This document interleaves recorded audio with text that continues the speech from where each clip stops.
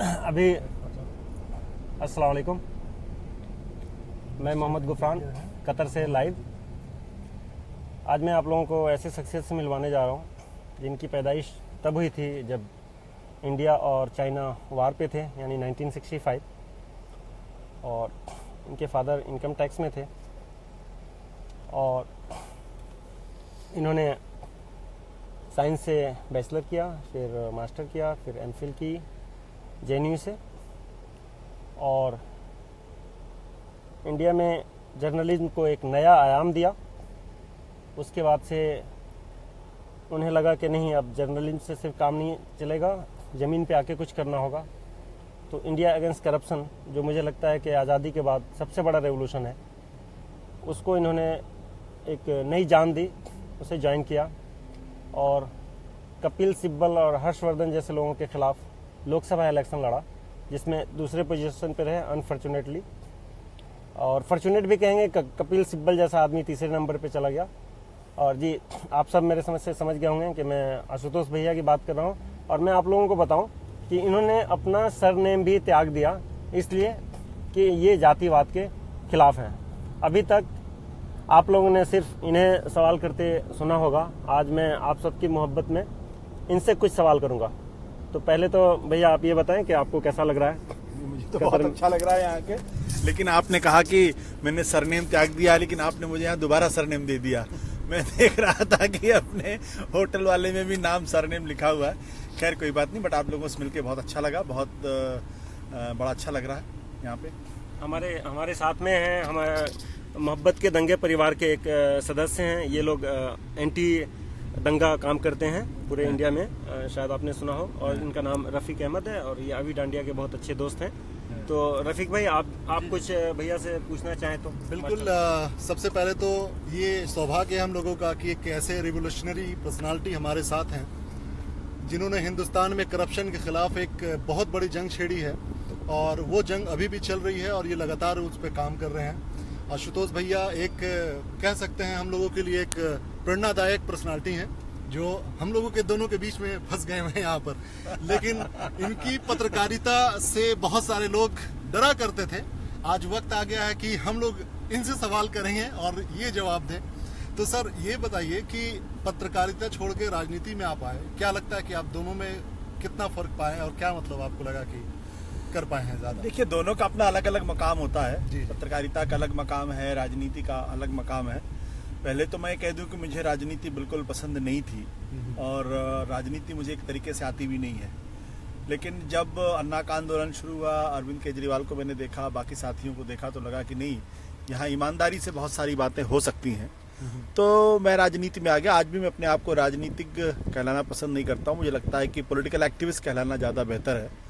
लेकिन पत्रकारिता में भी बहुत मज़ा था, और मुझे लगता है कि अपने जीवन के अंतिम सांस तक मैं अपने आप को पत्रकार कहलाना ज़्यादा पसंद करूँगा, क्योंकि उसमें जो स्वतंत्रता थी, उसमें जिस तरीके से आप लोगों से सवाल करते थे, जिस तरीके से लोगों को आप सवाल जवाब देने के लिए मजबूर करते थे, राजनीति थोड़ा सा आपको बांध देती है। बांध इसलिए देती है क्योंकि यहाँ पे आपको पार्टी का एक अनुशासन होता है, और वो सबको मानना चाहिए। चाहे अगर आप परिवार में हैं तो भी आप एक अनुशासन में रहते हैं, लेकिन राजनीति से अलग पत्रकारिता आपको बिल्कुल स्वतंत्र कर देती है। ये बड़े दुर्भाग्य की बात है कि आज देश के अंदर जिस तरीके की पत्रकारिता हो रही है वो बहुत तकलीफ देह है, और कभी कभी लगता है कि अच्छा ही हुआ मैं पत्रकारिता छोड़ के राजनीति में आ गया।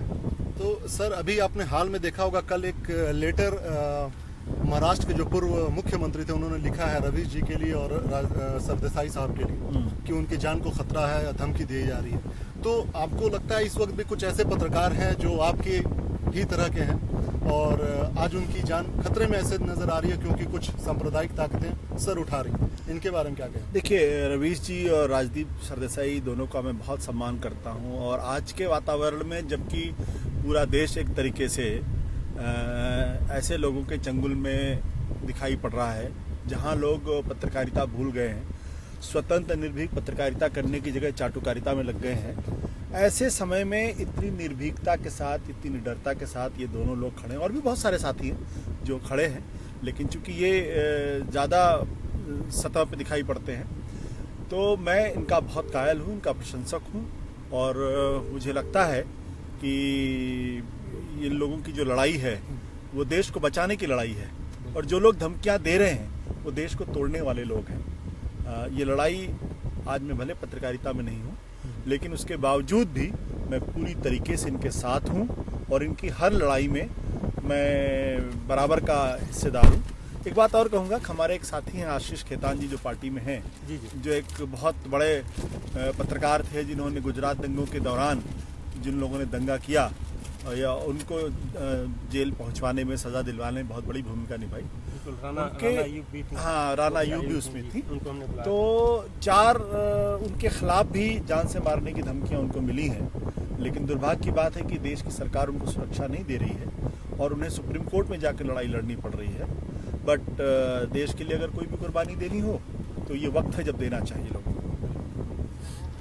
अच्छा भैया, अब ये तो वहाँ देश की बात हो रही है, अब आप यहाँ कतर आए हुए हैं, चूँकि बहुत कम वक्त था, हमने रात में जो टाइम जो चीज़ें दिखा पाई, और यहाँ आपने देखा कि रोड के बारे में या फिर यहाँ के पुलिस सिस्टम के बारे में आप जो अभी तक महसूस किए हैं, तो क्या चीज़ें यहाँ से वहाँ ट्रांसफ़र की जा सकती हैं या वहाँ के लोग सीख सकते हैं, इसके ऊपर कुछ आप रोशनी डालें। देखिए, मैं तो अभी रात में आया हूँ, बल्कि मैं ये कहूँ कि सुबह आया हूँ, तो मुझे बहुत ज़्यादा जानकारी कतर के बारे में नहीं है। लेकिन इतना ज़रूर कहूँगा कि यहाँ पे जिस तरीके से हमारे हिंदुस्तानी भाई रह रहे हैं और जिस तरीके से तरक्की कर रहे हैं, और जैसा उनसे बातचीत करके मुझे लगा है कि वो लोग बहुत अच्छे से यहाँ रहते हैं और यहाँ उनको किसी तरीके की कोई दिक्कत पैदा नहीं होती है। बल्कि मुझे एक बड़ी दिलचस्प बात इन लोगों ने बताई कि यहाँ करीब 2.5 लाख कतरी हैं और 7.5 लाख हिंदुस्तानी हैं। तो ये तो मैंने कभी सुना भी नहीं था, कैसा भी हो सकता है। तो ये बहुत अच्छी बात है। इसका मतलब ये है कि इस देश के अंदर बहुत संभावनाएं हैं। भैया, एक आखिरी सवाल आपसे, क्योंकि अब नमाज का वक्त भी होगा, हम सब चल रहे हैं यहाँ की ग्रांड मॉस्क में, आपको उसे भी देखेंगे। एक आखिरी सवाल के जैसे मैं पहले पॉलिटिक्स में नहीं आना चाहता था, लेकिन अरविंद केजरीवाल के बाद और इस इंडिया अगेंस्ट करप्शन के बाद जो पॉलिटिकल पार्टी बनी, तो हमारे जैसे बहुत नौजवान आ रहे हैं, लेकिन कहीं कहीं वो डिसअपॉइंट हो जाते हैं या कहीं कहीं उनके अंदर डर भरा जा रहा है। तो ऐसे लोगों को आप संदेश क्या देना चाहेंगे, क्या कहना चाहेंगे कि वो अपनी जो इंस्पिरेशन है उसको भूले नहीं और सांप्रदायिकता के खिलाफ क्या है? देखिए, एक बात तो हम सब लोगों को समझनी चाहिए कि ये कोई 2 दिन का खेल नहीं, ना ही ये गुड्डे गुड़ियों का खेल है। राजनीति हो या जीवन हो, इसमें बहुत धैर्य और बहुत सब्र के साथ हम सब लोगों को काम करना पड़ता है। मुझे भी बहुत निराशा कभी कभी होती है, जो चीज़ें हम करना चाहते हैं वो नहीं कर पाते हैं। आप दिल्ली को ही लेके देखिए, हमें लगा था कि जब 70 में से 67 सीटें हमको मिली थी, तो हम लोग ये सोच रहे थे कि दिल्ली को पूरी तरीके से बदल देंगे और दिल्ली जो है वो एक देश के अंदर एक मॉडल के तौर पे काम करेगा। लेकिन पिछले 2.5 पौने 3 सालों में जिस तरीके से मोदी जी की सरकार आई और जिस तरीके से हमारी सरकार के खिलाफ उन्होंने एक तरीके का अभियान शुरू किया, हमारे अधिकारों को हमसे छीनने का काम किया, चाहे एंटी करप्शन ब्यूरो हो, चाहे वो अधिकारियों के तबादले और उनकी नियुक्ति का मसला हो, बहुत सारे काम है, बहुत अड़ंगे लगाए, लेकिन उसके निराशा बहुत हुई, इसमें कोई दो राय नहीं। हम लोग बहुत निराश हुए, बहुत परेशान भी हुए, कभी लगा यार क्यों फंस गए इस चक्कर में, इससे अच्छा तो अपना काम कर रहे थे। लेकिन फिर कहीं ना कहीं एक अंतरात्मा होती है, एक जज्बा होता है। और सबसे बड़ी बात है, अगर आप लोग ईश्वर में, अल्लाह में, खुदा में अगर आप यकीन रखते हैं, तो ये मानिए कि ये सब हमारे लिए टेस्टिंग टाइम है, हमारी परीक्षा ली जा रही है। तो मैं एक ही बात कहूँगा, हो सकता है आपको कभी कभी पार्टी के किसी स्टैंड से, हो सकता है हमारे किसी नेता के किसी बयान से आपको तकलीफ हो सकता है उसकी वजह से आप निराश भी हों, लेकिन एक बात हमेशा ध्यान रखिए कि हमारे बीच में बहुत ईमानदार, बहुत क्रांतिकारी साथी हैं। वो अगर कुछ बोलते हैं तो सोच समझ के बोलते हैं, और अगर मतभेद अगर है विचारों को लेके, तो उसका मतलब ये नहीं कि आपस में कोई लड़ाई है। राजनीति है, जीवन है, तो मतभेद भी होंगे। तो इसलिए निराश होने की कोई बात नहीं है।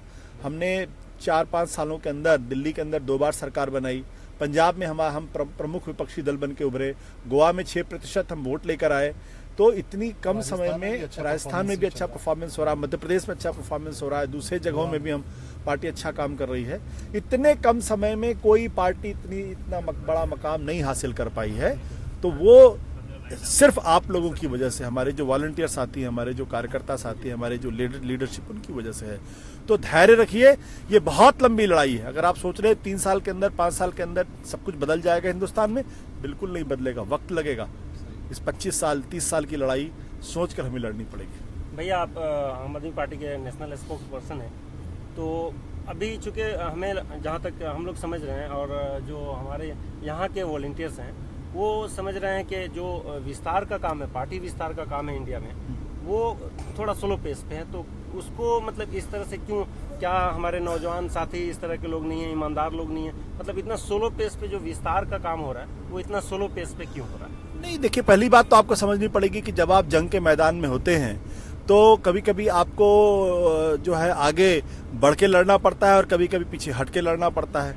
तो हमने कहा आपसे कि हमारी सरकार बनी, हमें लगा कि दुनिया बदल जाएगी, लेकिन उसके बाद जिस तरीके से बीजेपी ने ये रुख अख्तियार किया, जिस तरीके से मोदी साहब ने रुख अख्तियार किया, जिस तरीके से कांग्रेस का रुख है, तो ऐसे में आज हमारे लिए हमारी सबसे बड़ी जरूरत यह है कि जो किला पहले फतह किया है उस किले को मजबूती के साथ उसकी सुरक्षा करें। अगर कहीं ऐसा ना हो कि हम उस किले को छोड़ के दूसरी जगह में जाएं और ये किला भी हमारे हाथ से छिन जाए, तब तो पूरी लड़ाई खत्म हो जाएगी। तो जो हमारे साथी इस बात को कहते हैं कि दूसरे राज्यों में काम नहीं हो रहा है, तो उनको समझना पड़ेगा कि ये जंग है और जंग के मैदान में रणनीति, स्ट्रेटजी बना के लड़नी पड़ेगी। अगर आप आंख बंद करके दिल्ली को छोड़ देंगे और किसी और राज्य में चले जाएंगे और वहां आप पूरे देश में विस्तार करने लगेंगे और दिल्ली आपके हाथ से निकल जाएगी, तो फिर बहुत नुकसान होने वाला है। दूसरी बात यह है कि इस देश के लोगों को हमें ये बताना भी है कि दिल्ली जब हमारे पास सत्ता होती है तो हम सत्ता जनता के लिए है। वहां पे हम शिक्षा के क्षेत्र में और जो स्वास्थ्य के क्षेत्र में जो काम हो रहा है उससे देश के अंदर एक मॉडल पेश करें कि हमारा जो डेवलपमेंट का मॉडल बहुत अलग है। तो मैंने कहा कि लंबी लड़ाई है, सब जगह जाने का प्रयास हो रहा है, सब जगह हमारे ईमानदार साथी काम कर रहे हैं। कहीं तेजी से काम होगा, कहीं धीमे से काम होगा, कहीं लड़के, कहीं हटके, कहीं डट के ये लड़ाई चलेगी।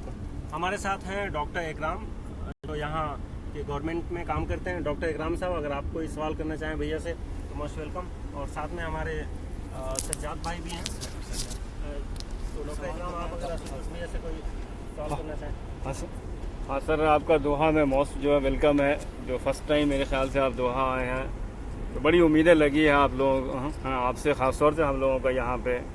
तो उम्मीद करते हैं कि जो हम लोग उम्मीद कर रहे हैं कि वो बेहतर हो। स्पेशली जो हो रहा है दिल्ली में, बहुत खुशी की बात है, काफ़ी डेवलप हुआ है एजुकेशन के फील्ड में, ख़ास तौर से देखने को मिला, और सारे फील्ड में। यही उम्मीद रहेगी, हाँ, यही उम्मीद रहेगी आपसे कि जो भी काम हो रहा है ये कंटिन्यू रहे। और ये कंटिन्यू कैसे करेंगे, क्योंकि वक्त बहुत कम है। कुछ चीज़ें हैं जो एक्सपेक्टेशन पूरा हो गया है, कुछ बाकी भी है। तो सर ये कैसे करेंगे पूरा, जो इंटरनेट का वगैरह काम था वो अभी तक बाकी रह गया, वो कैसे पूरा होगा, कब तक होगा? देखिए, ये आपने सही कहा कि बहुत सारे काम अभी अधूरे रह गए हैं, लेकिन जैसे हमने दिल्ली में कहा था कि हम 1000 जो है मोहल्ला क्लिनिक बनाएंगे। अब उस मोहल्ला क्लिनिक की फाइल ही लेफ्टिनेंट गवर्नर साहब नहीं पास करते हैं, क्योंकि उनको लगता है यार ये लोग जो है वो बिना भ्रष्टाचार किए अगर इस तरीके से पूरे दिल्ली के अंदर अगर मोहल्ला क्लिनिक बना देंगे तो पूरी जनता तो इनके साथ हो जाएगी। हमारा मकसद साफ है कि जनता का हित हो, ऐसा काम हमें करना चाहिए। तो मैं बार बार एक बात आप लोगों से कह रहा हूं और इस बात को हमें बहुत गहरे बैठ के समझना पड़ेगा कि ये लंबी लड़ाई है।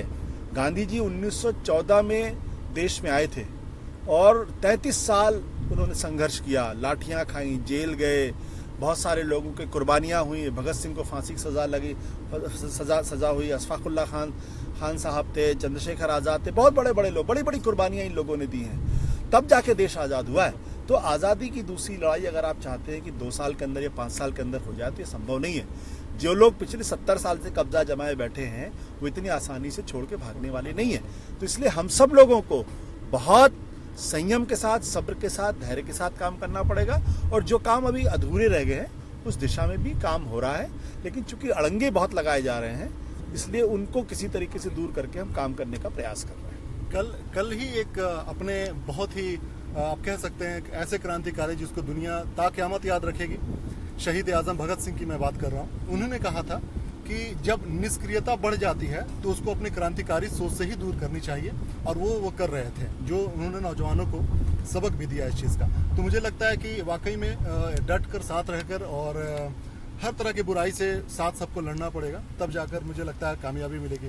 गुफरान भाई कुछ पूछना चाहेंगे? हाँ, नहीं अब पूछना ही चाहिए क्योंकि वक्त अब ख़त्म हो रहा है और घुमाना हाँ नहीं घुमाना हम लोगों को नहीं ज़्यादा है। थोड़ा घुमाना भी ज़रूरी है क्योंकि बहुत लंबा इंटरव्यू हुई ठीक नहीं है और नमाज का भी वक्त हो रहा है तो हमें नमाज भी पढ़ना चाहिए, वरना लोग हमें कहेंगे कि भैया ये लोग नास्तिक हो गया है। तो बहुत बहुत धन्यवाद भैया आपका। और मैंने इनसे ज़्यादा डाउन टू अर्थ आदमी नहीं देखा है और really we are very very blessed that we having some time with him, spending some time with him. और आप लोगों का भी बहुत शुक्रिया। सॉरी मैं किसी का कोई क्वेश्चन नहीं ले पाया क्योंकि हम लोगों के पास ही इतने क्वेश्चन थे कि ऑलमोस्ट उसमें आप लोगों के भी क्वेश्चन कवर हो गए हैं। तो आप सभी का बहुत बहुत शुक्रिया, आप जितने लोग देख रहे हैं, जितने लोग कमेंट कर रहे हैं, जितने लोग लाइक कर रहे हैं। और बिल्कुल हम लोग साथ हैं और ये आज़ादी की दूसरी लड़ाई है और भैया ने अपना सरनेम चेंज किया है। मेरे समय से अगर ये आज़ादी की दूसरी लड़ाई की तहरीक लिखी जाए तो इसमें मुझे जो कैरेक्टर समझ में आता है वो बाल गंगाधर तिलक जी का समझ में आता है, जो लाठियां खाते तो हैं लेकिन कहते हैं कि हमें आज़ादी चाहिए क्योंकि ये हमारा पैदाइशी हक है। तो भैया न डरने वाले हैं किसी से भी और इन्होंने हम लोगों को पार्टिकुलरली यही संदेश दिया कि किसी से डरना नहीं है, दबना नहीं है, लड़ना है। जय हिंद, जय भारत। जय हिंद, जय भारत। जय हिंद, जय भारत। Sir welcome.